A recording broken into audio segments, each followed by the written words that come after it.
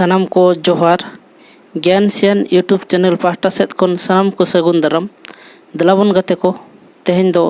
Are मिट्टी नवा video अगु कते हेज एकना आर नवा वीडियो तबन नेल दाड़ेया सान्ताड़ी होड़ सेरेñ जहां दो हिंदी ते को लैदा सान्ताली लोकगीत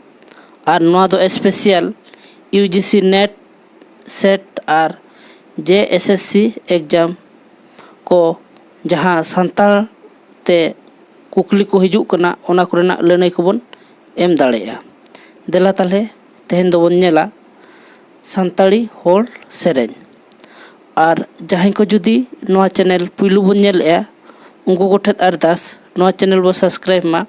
ओना साउते बेल आइकन से घंटी बन दबामा एनखान आपे ठेत अडी लगन नोटिफिकेशन सेटेरवा और इना वीडियो बन नेल दाड़ेया लाइक शेयर कमेंट दो आलोबन हिड़िया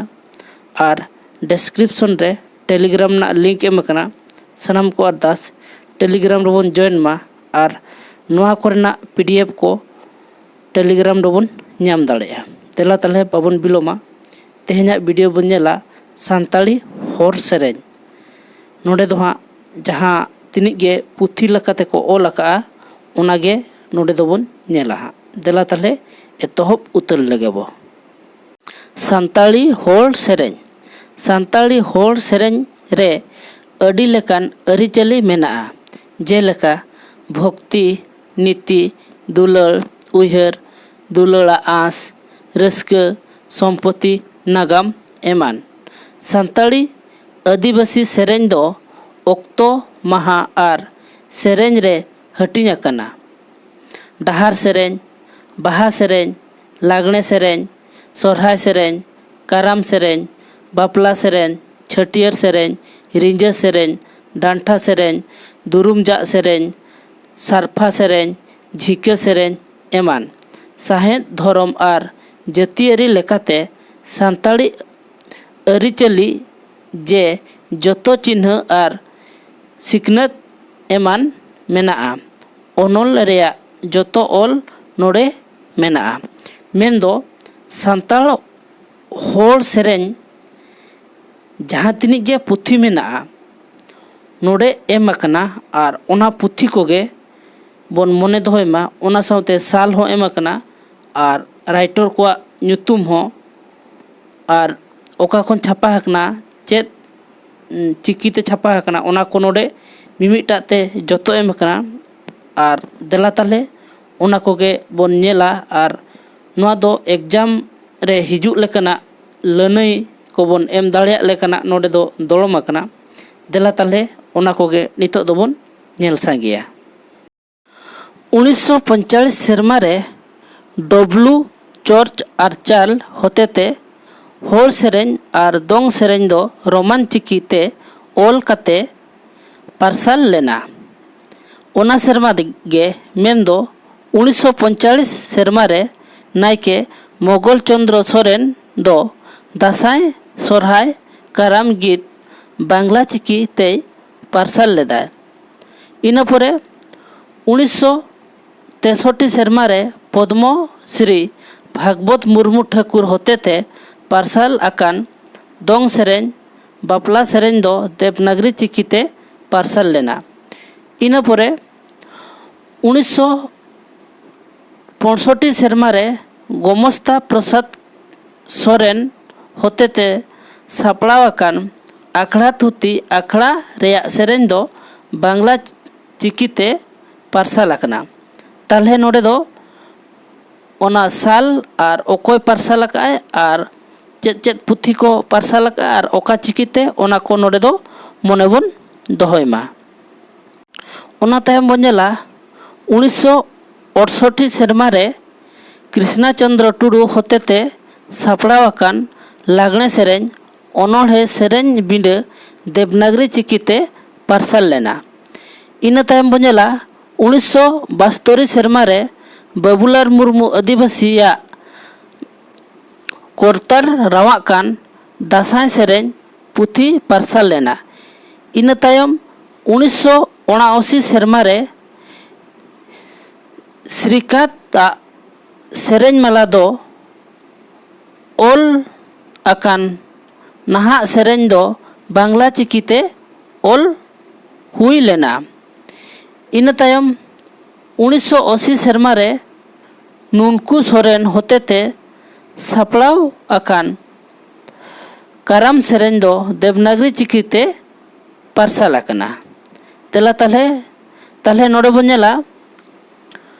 1968, 1972, 1979 और 1980 नोआ मसिया को बन मने दोहयमा और ओकोय को चेत पोतब को ऑल आका उना को हो मने बन दोहयमा. ina serma ge men do 1980 serma rege Mughal चंद्र सोरेन टुड़कुलुमंग बाहा सेरेन चिता ए सापड़ाव लेदा. ina tayom 1981 serma re Kebal Ram Soren होतेते सापड़ाव akan लागणे सेरेन मझी छटका दो देवनागरी चिकीते पार्सल लेना. ina tayom 1992 serma re मलित हास्ता होतेते सापड़ाव akan देवी दासाई सेरेन और बाबूलाल मुर्मू आदिवासी होतेते सापड़ाव akan आदिवासी सोरेस सेरेन और चित्तू टुडू होतेते सापड़ाव akan जावाई थुती सेरेन बापला सेरेन दो देवनागरी चिकी ते पार्सल लेना. ताले नोडे बन नेला 1980 दो हाँ बारिया मेना और 1981 दो मिट्टी और 1982 दो हाँ पिया पे होड़ हाँ को ऑल आका और चेत को ऑल आका उना हो नोइन पढ़ाव आजमा बना. ina tayom बन नेला 1985 serma re राजदोहा बाजार जादूगोड़ा ठाव रे पूर्व सिंहभूम होनत रे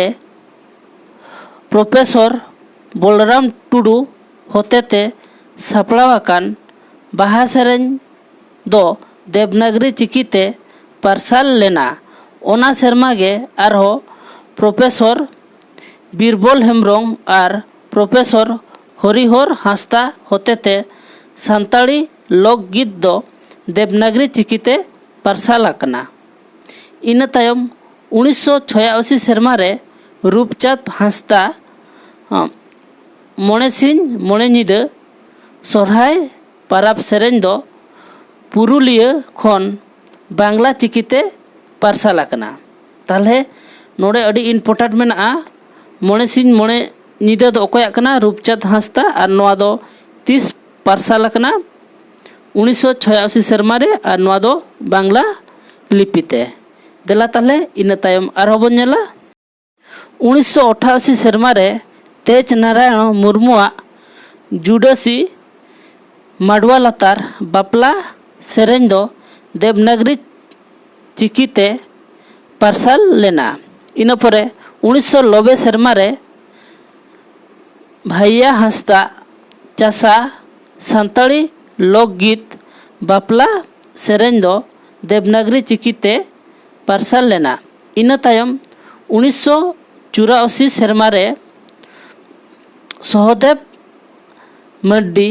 बाहा सोरहाय लोकगीत देवनागरी चिकीते पार्सल लेना. ओना सेरमा गे 1984 serma re लीलू हिकिम बास्के होतेते पार्सल akan दोंग सेरेन बापला सेरेन दो बांग्ला चिकीते पार्सल लेना. 2000 serma re जयंतलाल मर्डी होतेते सापड़ाव akan राहारली सेरेन दो बांग्ला चिकीते पार्सल लेना. ina tayom 2002 serma re professor कारू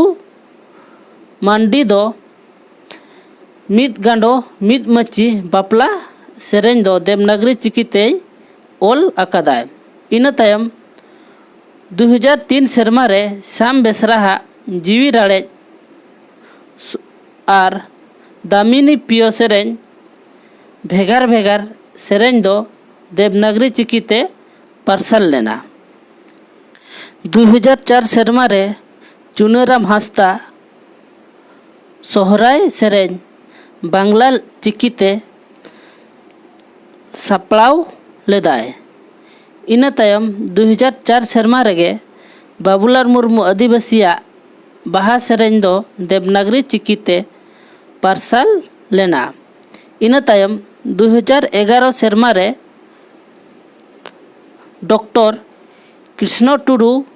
कृष्णचंद्र टुडू होतेते सापड़ावाकान खेरवाड़ डाहार पुथी रे डाहार बाहा काराम दासाई सोहराय सान्ताड़ी लोकगीत देवनागरी चिकी ते रांची जेगेत बिद्दागाड़ खन पार्सल आकाना। ताहले नोडे खेरवाड़ डाहार पुथी दो अकोयाग कना ओना दो हुयुग कना डॉक्टर कृष्णचंद्र टुडू और नोआ दो 30 छापा लेना 2011 साले रे और ओका खन छापा लेना रांची जेगेत बिद्दागाड़ खन। इना पर बन नेला आरहो 2011 सेरमा रेगे डॉक्टर धानेश्वर माझी होतेते सापड़ावाकान लिठुर आरांग दो आयमा लेकान देवनागरी लिपिते पार्सल आकना। ताहले नोडे खन कुकली हेज दाड़ेया लिठुर आड़ांग होर सेरेñ पतब दो अकोयाग कना ओना दो हुयुग कना डॉक्टर धनेश्वर माझी और नोआ दो 30 छापा आकना 2011 साले रे। सान्ताड़ी होर सेरेñ पुथी कोदो निनाग गे मेनाआ और वीडियो नेल काते चेल का बन बुझाव केआ ओना दो सनम कोगे कमेंट दारायते लई ताबन पे और वीडियो बन लाइक मा ओना सावते चैनल हबन सब्सक्राइब मा और बेल आइकन से घंटी हबन दबाव मा एनखान आपे ठेत अडी लगन नोटिफिकेशन सेटेरवा और इना वीडियो पुइलु रेबन नेल दाड़ेया। लाइक शेयर कमेंट दो आलोबन हिड़िña मा ताले तेहना वीडियो दो नोडे गे ताहेन कना और दुढ़ा ते जोटाव को गाते को बन शेयर को मा और नोडे को बन दोहया तेहना वीडियो दो और नोआ वीडियो आपे जुदी हेल्पफुल मेन दो गोड़ो नाम लेखाना पे नामे खान एनखान कमेंट दारायते लई ताबन पे मा ताले तेहना वीडियो दो नोडे गे ताहेन कना और दुढ़ा इन पास्टा सेन खन गोट और जोहार।